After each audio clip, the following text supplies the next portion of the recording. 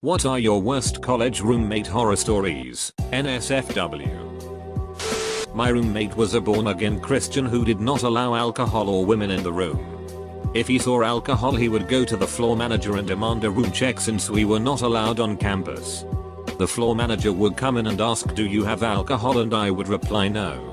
The floor manager would try to leave and the roommate would burst in from the hallway and say yes, he does, but would not find it. I hid it in his closet every time. He never figured that part out. Literally the same process would happen with women in the dorm after 11 PM. Same to act play. Same hiding place. He would always scream about the women when they came in. "My mama didn't raise me to shack up with no woman," was his favorite phrase. I asked more and more women to come in and stay until exactly 10 hours, 59 minutes, and 59 seconds PM every night. Eventually he dropped out of college from the stress. I guess I am the monster. Previously posted the last time around. Here. My roommate was this geeky 400-pound guy who watched Sailor Moon in the original Japanese. He had a tiny red-headed girlfriend who regularly beat the it out of him in daily life. And he let her. On like 6 PM on a Thursday, he suddenly asks me if I can vacate the dorm room until 11. As they're going to have some romantic time. I was a little pissed he gave me no warning. But left anyways. Get back at midnight and walk into a scene of her in black vinyl bondage gear with a riding crop and a taxi driver's hat. Riding him. With him covered in welts from head to toe. Nope, the hell right out of there. What a legend. Something about weird nerd sex warms my heart. A true romantic you are. I had a university flatmate who was a bit crazy. It started out with her just stealing my food. I couldn't leave anything in the kitchen for more than 12 hours or she'd have it, and putting passive aggressive notes up in our kitchen calling me a liar. I have food allergies, but apparently I was making them up. She was nasty to anyone I had over.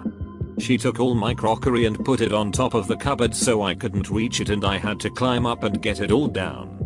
She then convinced all of the guys in my flat to take the kitchen furniture and pile it outside my door so I couldn't get out of my room. I got the flu. She spent a day screaming at me through the wall whilst I alternately cried and slept until my parents came and drove me home. It got to the point where I was considering dropping out of university.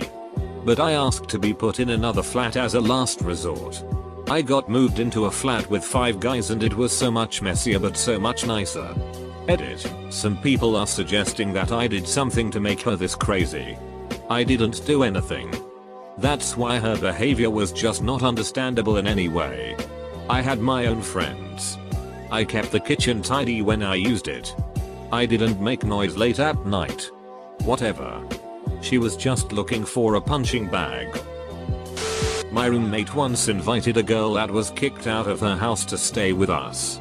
Keep in mind our dorm room was barely larger than a prison cell. I listened to them duck on the bottom bunk more times than I care to remember. Your roommate definitely thinks you're the itty roommate for not leaving when they wanted to have sex. Freshman year college had bunks. Drunk roommate comes home before me. He sleeps on top. He drank too much. He wet the bed like an open fire hydrant apparently. I came home later and sat down in a flash flood puddle on mine soaked to the core. Needless to say I threw it in the shower and told him to get me a new one. Edit. Apparently this is not that uncommon and the magic pee theory still holds up. Itch didn't pay rent for 3 months and we didn't know until after our lease was up. Was just resolved 6 months ago and graduated 2 years ago. Will never sign a joint lease again. One of my roommates was accused of raping the other during a night of drunken escapades.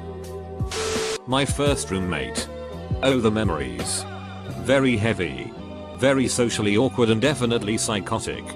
Often mumbled to himself with shifty eyes. Ate my food. And was either railing against the evils of religion out trying to get me to join the Army of the Virgin or some other Catholic sect. He often lounged around in his tighty whities and refused to clothe himself if I had guests or girls over. He would just sit down and put a blanket over his lap. I walked in on him jacking it or blaring porn a number of times. With which he used my tissues. He would also have long phone arguments with his girlfriend, who according to the wallet photo he had of her, was Greedly from Captain Planet. The kicker for me was when he had a breakdown and called the RA and a counselor in to talk with him while I was writing a paper.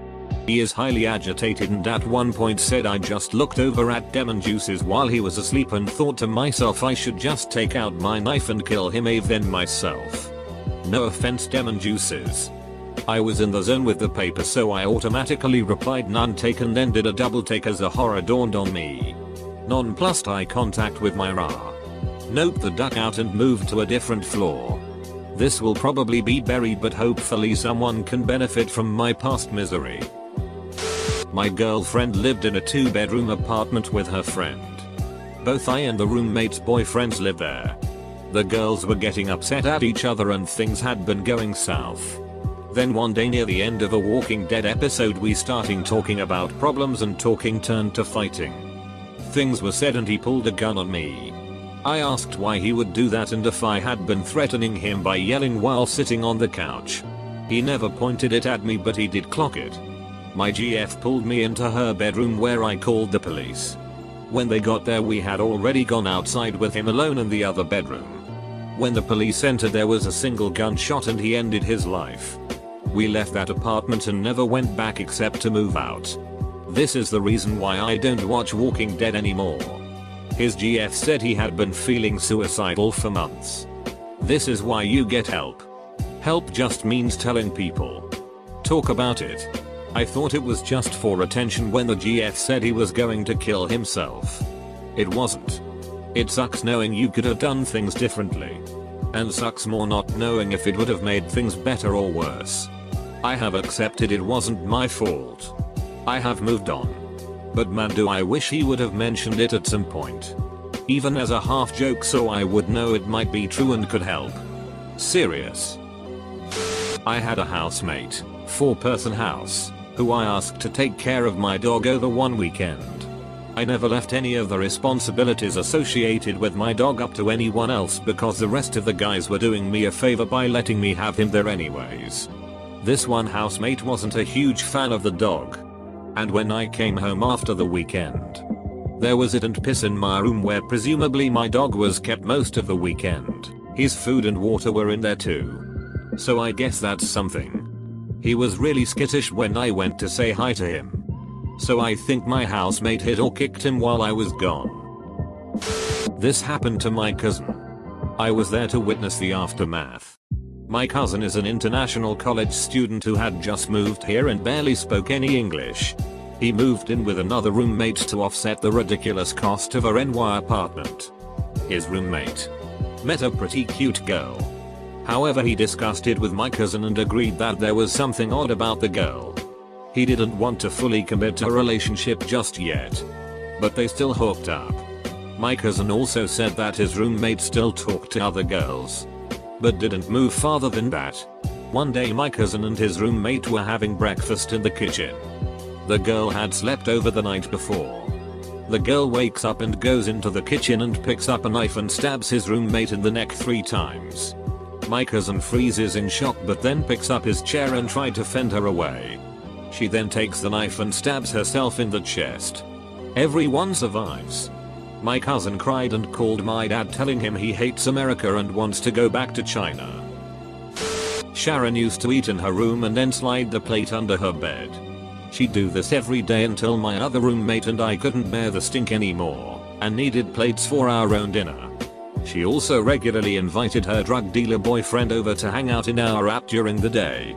Several times I came home to find deals taking place in our living room. Eventually the cops were called by one of our neighbors and we, not him, were interrogated and searched. Oh, and there's the time she left a sanitary towel sunny side up on the toilet seat in our shared bathroom. I could go on. I've never resided in a college dorm, but I just want to share that once I was in a Skype call with my good friend, who does reside in a dorm, who left his mic on when he left for an extended period of time, allowing me and the other 2 people in our call to hear all his roommates, like 5 other dudes, arguing about who ate the last Pop-Tart. It got pretty intense. Is this what dorm life is like? I am in college and my roommate currently likes to jerk off and leave his used cum issues all over the floor. I have told him to clean up after himself a million times. No flushing or throwing them away. Grosses me out so bad and I never bring my girlfriend to my house because of it. Dude shaved his chest hair in the kitchen. Also, had a super loud Asian girlfriend who screamed during sex. Even when we had people over. I had a roommate that would mix booze and pills. One night she fell asleep with her vibrator doing its thing. She woke up when the batteries ran out. At least she had some fun dreams. I lived in a suite with 3 other girls. 2 of the girls awesome. The third can go duck herself. She was nuts. She would break into my room and dispose of anything that was against the rules. My lighter? Trash. Candles? Even though I had a ducking candle warmer, trash. I bought a box of condoms for all the girls and placed it in the bathroom cabinet. She had a ducking hissy fit saying it was gross. I ended up having to put them somewhere out of her view. If I had a boy over, she would purposely interrupt us so we weren't doing anything while she was in the dorm. She once came home sobbing and screaming that she got fingered and had to go get a pregnancy test. My suitemates had to sit her down and explain that she couldn't get pregnant that way. The last straw was when I woke up to her screaming at my suite. Shy suitemate because she left her hairbrush on the counter. That itch made her cry. I went to NRA and we had a sit down with everyone. She would admit to nothing. I asked to move rooms and was denied. I just ignored her and went home every chance I got until school was over. I visited an old friend there a bit ago and ran into that itch. She gained 50 pounds and was sobbing her eyes out on the stairs. I lolled. Edit, I have more stories. But I didn't want to make this too long. Also, sorry for any grammar issues, misspellings.